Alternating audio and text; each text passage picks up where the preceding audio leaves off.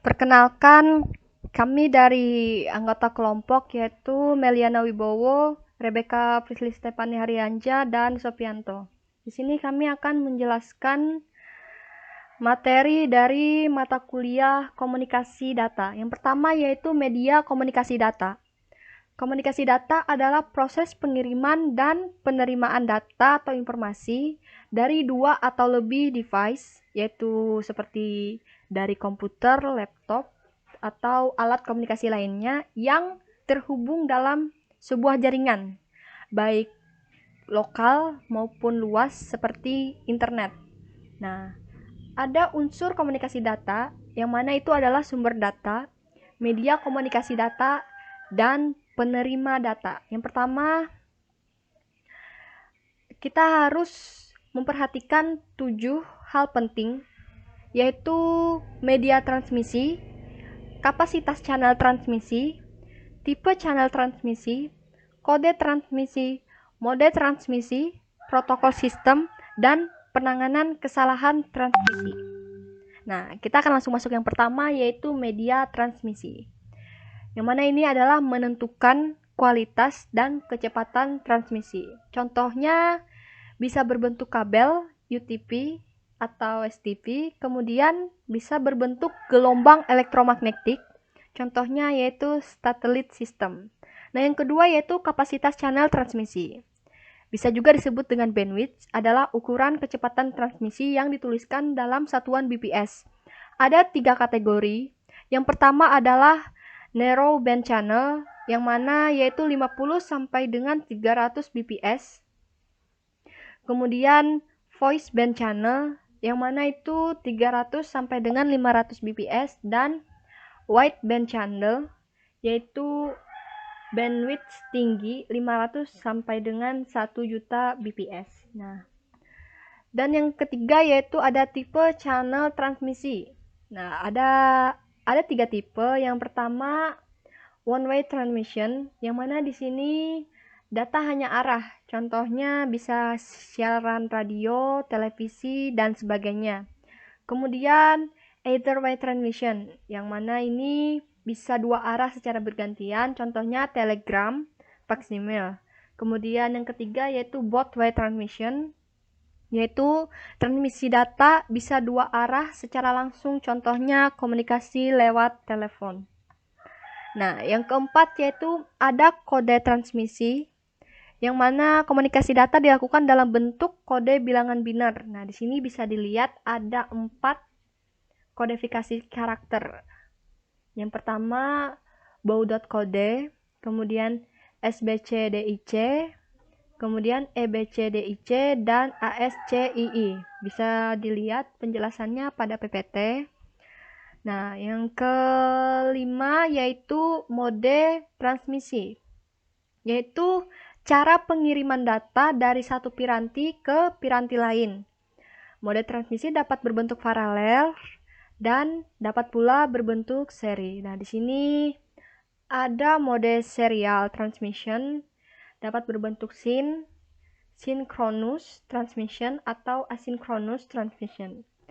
Yang pertama yaitu bentuk yang mana sinkronisasi waktu diatur oleh clock generator dari transmitter dan receiver.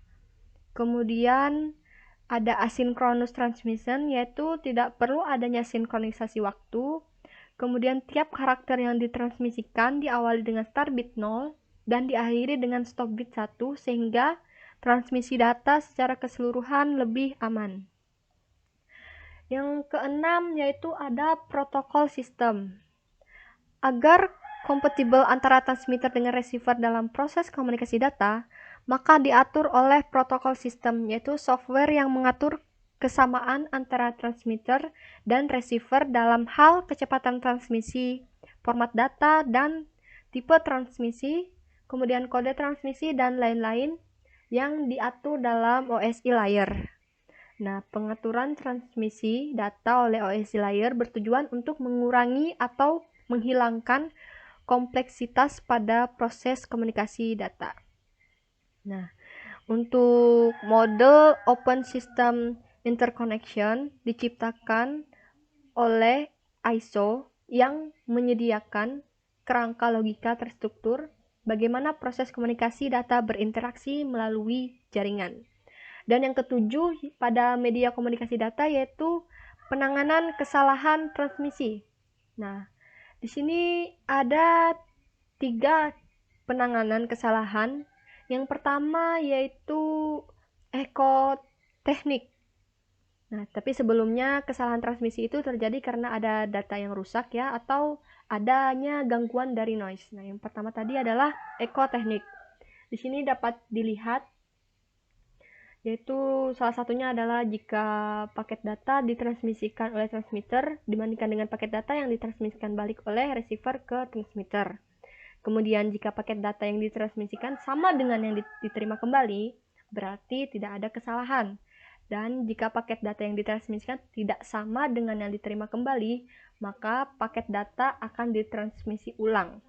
Nah, yang kedua yaitu two coordinate variety checking. Nah, setiap karakter yang ditransmisikan memiliki bit party tertentu. Kemudian perubahan nilai bit pada karakter akan merubah nilai parity bitnya. Dan yang ketiga yaitu paket data yang ditransmisikan dibandingkan dengan data block check karakter. Dan yang ketiga yaitu CRC, merupakan kode pendeteksian kesalahan yang paling umum, di mana setiap blok atau frame dari MISEC atau data dengan ukuran bit ditambah bit-bit atribut tertentu sebanyak S bit sehingga ukuran setiap frame data yang dikirimkan yaitu B plus S bit. Nah, di sini bisa dilihat juga rumus kerusakan pada frame data yang ditransmisikan. Kemudian, pada umumnya, tujuan komunikasi dalam jaringan adalah untuk mengirimkan informasi dari satu perangkat ke perangkat lain. Nah, tapi dalam penyampaian informasi tersebut terkadang ada kesalahan atau gangguan dalam proses transmisinya sehingga data yang diterima tidak sesuai dengan data yang dikirim. Nah, saya akan membahas tentang gangguan transmisi data dalam komunikasi data. Kemudian contoh yang pertama, gangguan yang dapat diprediksi yaitu atenuasi atau redaman atau roll off.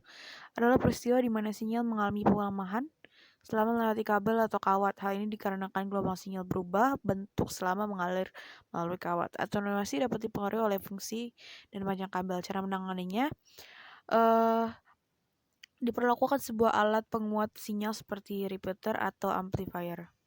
Kemudian yang kedua, gangguan yang dapat diprediksi juga yaitu tundaan dapat diartikan sebagai keterlambatan datangnya sinyal sehingga memperlambat pemrosesan.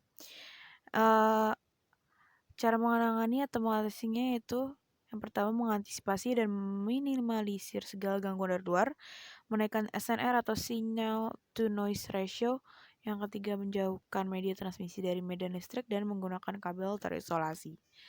Kemudian yang selanjutnya ada gangguan yang tidak dapat diprediksi yaitu salah satunya adalah derau atau panas atau thermal noise. Itu adalah salah satu jenis noise yang tergolong dalam internal noise yaitu gangguan elektris yang dihasilkan alat atau sirkuit dalam sistem komunikasi data. Sedangkan derau panas sendiri merupakan perpindahan elektron yang cepat dan acak dalam konduktor dan cara menanganinya adalah persempit bandwidth, kurangi jumlah resistif elemen, kurangi temperatur komponen elektron, jauhkan media transmisi dari sumber noise, dan memberi jaket pada kabel. Kemudian, yang selanjutnya ada gangguan yang tidak dapat diprediksi juga ada derau intermodulasi atau intermodulasi noise yang terjadi apabila dua sinyal yang memiliki frekuensi berbeda secara bersamaan menggunakan medium transmisi yang sama sehingga akan dihasilkan sinyal merupakan penjumlahan atau perkalian dari dua sinyal tersebut. Derau intermodulasi ini biasanya diakibatkan oleh gejala intermodulasi dan cara menanganinya adalah menanggulangi intermodulasi noise ini adalah dengan pengaturan penggunaan frekuensi. Kemudian yang selanjutnya ada gangguan yang dapat diprediksi bicara silang atau crosstalk. Umumnya disebabkan oleh kopel elektrik antara kabel-kabel yang diletakkan berdekatan, misalnya kayak twist pair atau kabel koaksial yang dapat membawa multiple sinyal. Cara menanganinya adalah Adapun cara yang dipakai untuk menanggulangi crosstalk tersebut adalah dengan pemasangan repeater, pemakaian metode transposisi, memisahkan kabel yang dipakai, serta pemakaian compender. Kemudian yang selanjutnya ada the raw impulse atau impulse noise, merupakan gangguan yang berupa pulsa-pulsa tak beraturan. Nah, cara mengatasinya yaitu menjauhkan media transmisi dari medan listrik, menaikkan SNR menggunakan kabel terisolasi.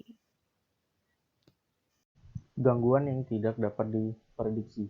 Yang kelima, fading merupakan salah satu gangguan transmisi dalam komunikasi yang dapat dirasakan oleh penerima akibat adanya frekuensi level daya sinyal. Nah, untuk mengatasi fading itu dengan cara memperbesar aperture antena, yakni dengan menggunakan LNA atau LNE di depan mixer untuk meningkatkan performansi di penerima atau meningkatkan power pada transmitter. Nah, itu untuk mengatasi salah fading. Selanjutnya, gangguan tidak dapat diprediksi yang kedua adalah gema atau echo, merupakan gangguan berupa pemantulan sinyal. Gema adalah pemantulan sinyal yang seperti kita dengar suara kita dipantulkan kembali, disebabkan oleh impedansi dalam suatu rangkaian listrik. Untuk mengatasi ini, dia harus menggunakan penekanan. Namun penekanan sebenarnya tidaklah untuk menghilangkan gema, tetapi untuk mengurangi gema itu sendiri agar tidak terlalu dirasakan. Pentingnya belajar komunikasi data dalam kehidupan nyata. Namun terlebih dahulu, sebelum kita mengetahui pentingnya komunikasi data dalam kehidupan nyata, kita harus tahu terlebih dahulu mengapa yang namanya komunikasi sangat penting bagi manusia. Sebelum adanya komunikasi data, yang harus kita ketahui adalah komunikasi. Pertama, adalah hasrat manusia untuk mengontrol lingkungannya.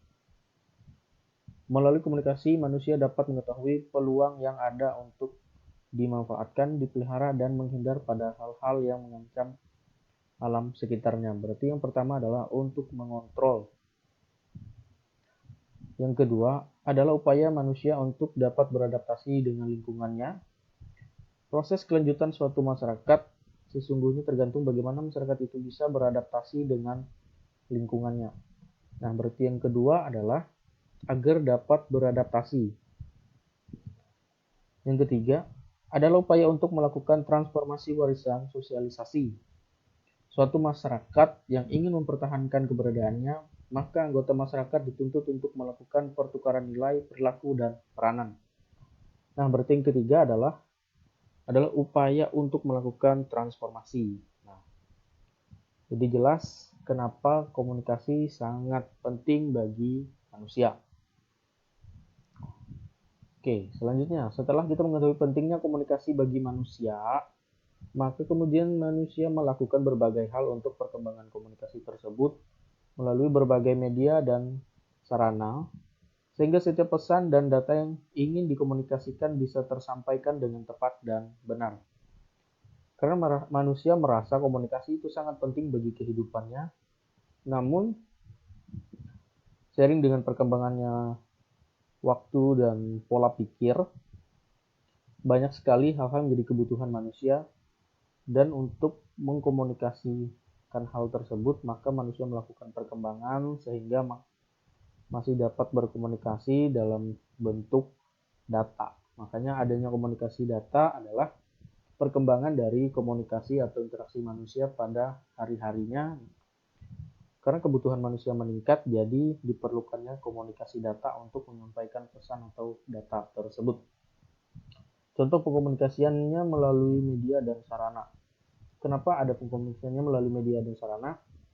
Yaitu adalah hasil dari perkembangan dilakukan manusia itu sendiri, maka muncullah media dan sarana. Nah, yang pertama dapat melakukan pengiriman data melalui kabel LAN, tipe strand, dan alat bantu hub atau switch.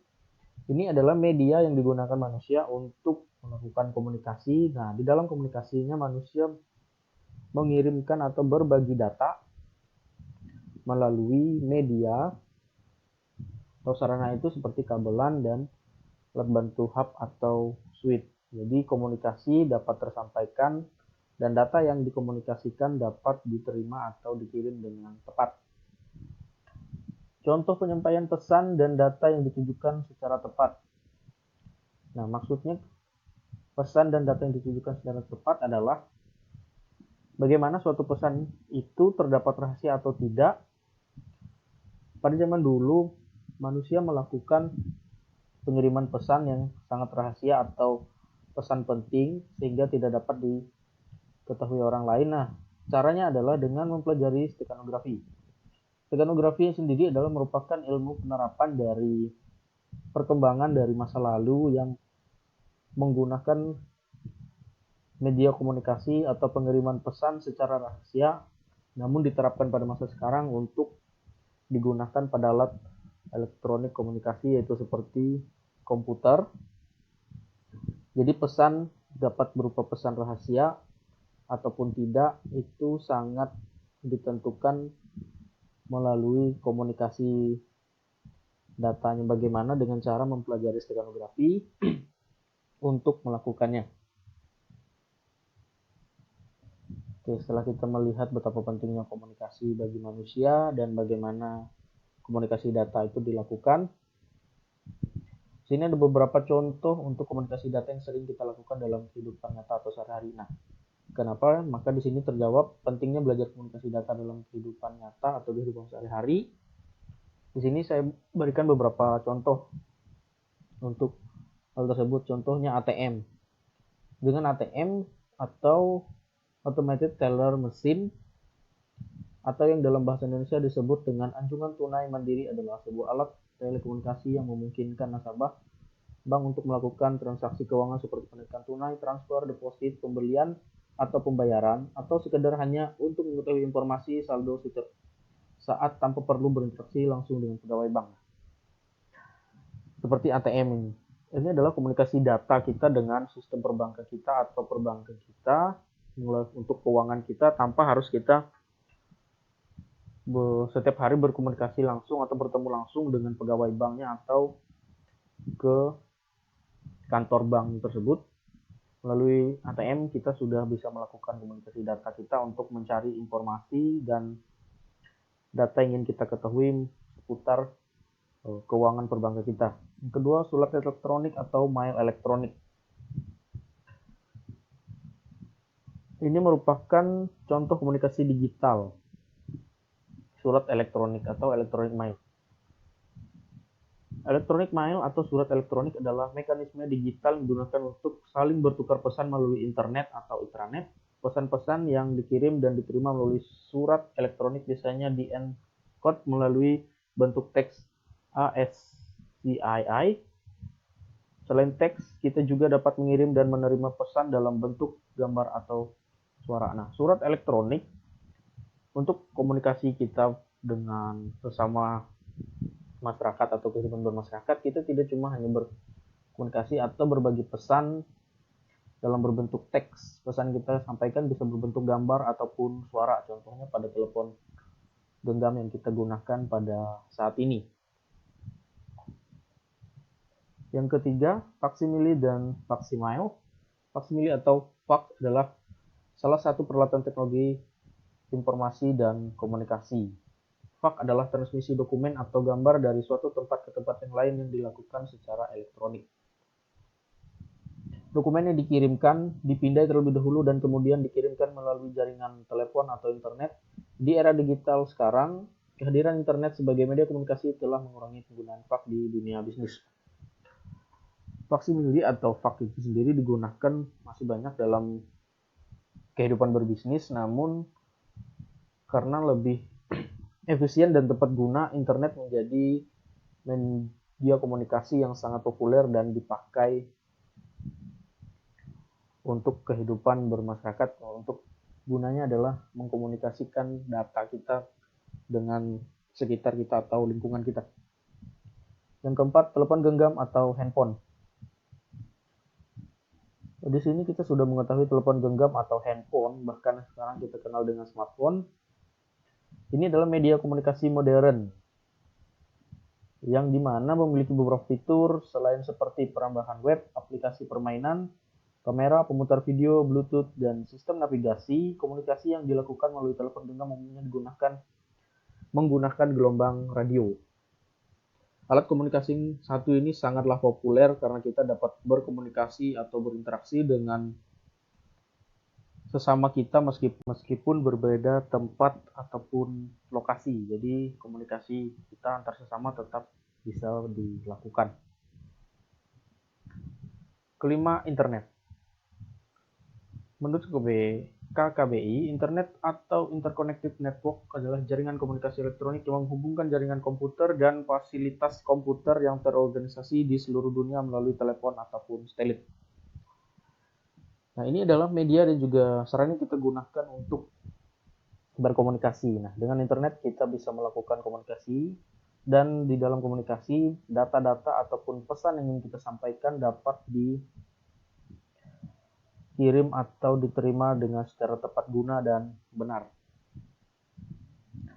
Nah, di dalam perkembangannya sendiri ada beberapa temuan, yakni adalah seperti World Wide Web atau kita kenal WWW, atau multimedia, misalnya beberapa aplikasi multimedia yang kini banyak digunakan di berbagai bidang, diantaranya adalah teleponi atau VoIP, video berbagi, dan television over IP. Intranet. Intranet hampir sama dengan internet, namun